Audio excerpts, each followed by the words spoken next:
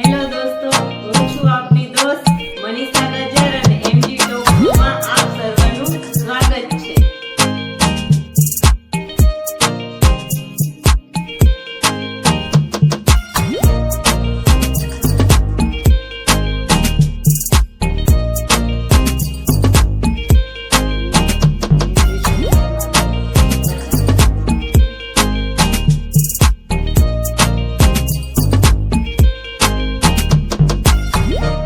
Hello દોસ્તો, આજે MG શોના ગેસ્ટ છે ડોક્ટર વંદનાબેન તન્ના કે જેઓ નેચરોથેરાપિસ્ટ છે. તો વંદનાબેન, આપનું સ્વાગત છે. અને અત્યારે જે HMPV જે વાયરસ કોરોના જેવો નીકળ્યો છે એનાથી બધા જ ડરી રહ્યા છે. તો એના લક્ષણો શું છે અને સાવચેતી શું રાખવી પડે એના વિશે થોડીક અમને માહિતી આપો. છે ને મેટાન્યુમો વાયરસ છે. ઓકે. અને 2001ની સાલથી આ વાયરસ ચાલતો આવે છે. આ કોઈ નવો વાયરસ નથી, પણ લોકો આનાથી ડરી ગયા છે વાયરસનું નવું નામ સાંભળીને.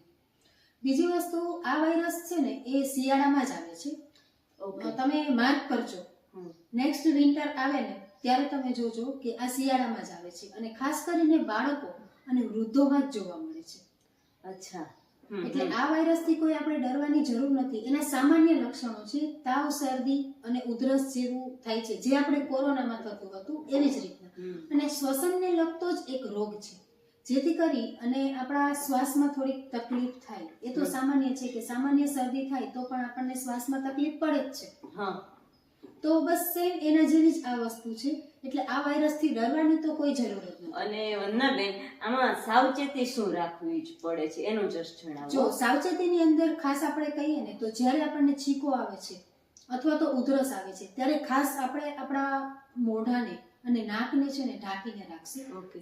અને આવા કોઈ લક્ષણ જણાય ત્યારે જાહેર સ્થળો ઉપર નહીં જઈએ, એની એક આપણે કાળજી રાખશું. અને શ્વસનને લગતી તકલીફ જણાતી હોય તો ખાસ વેન્ટિલેટર વાળી જગ્યા ઉપર આપણે રહેશું, જેમ કે હવા ઉજાસ ને જેથી કરીને આપણને શ્વાસ લેવામાં તકલીફ ન પડે. કોઈ પણ દર્દીને આવું થાય છે ત્યારે બીજી કોઈ ખાસ કાળજી રાખવાની જરૂર નથી. અને હાથને આપણે વારંવાર ધોતા રહેશું, સેનિટાઈઝ કરીએ અથવા તો સાબુથી આપણે હાથને વ્યવસ્થિત. હા, એ તો આપણે કોરોનામાં જ બહુ જ સાવચેતી રાખીને એક્સપર્ટ થઈ ગયા છીએ. હા, બસ આટલી સાવચેતીની જરૂર છે. બીજું આપણે કંઈ જ કરવાની જરૂર નથી આની અંદર, અને ડરવાની તો બિલકુલ જરૂર નથી.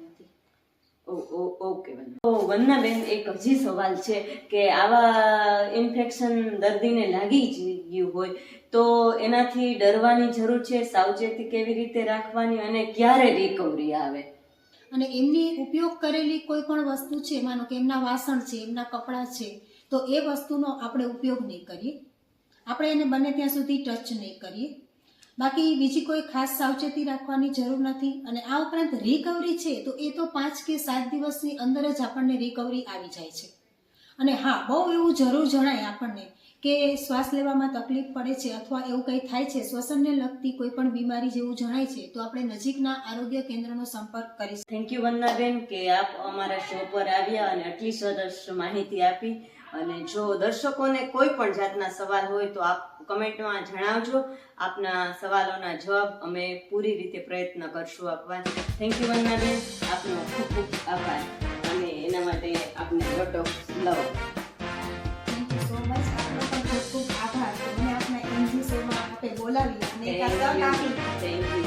જો આપની પાસે કોઈ પણ સારી માહિતી હોય અને સારી વાત હોય તો આપ એમજી શો પર આવીને શેર કરી શકો છો આપની વાત. સવાલો નોર્મલ હશે પણ જવાબો જબરજસ્ત.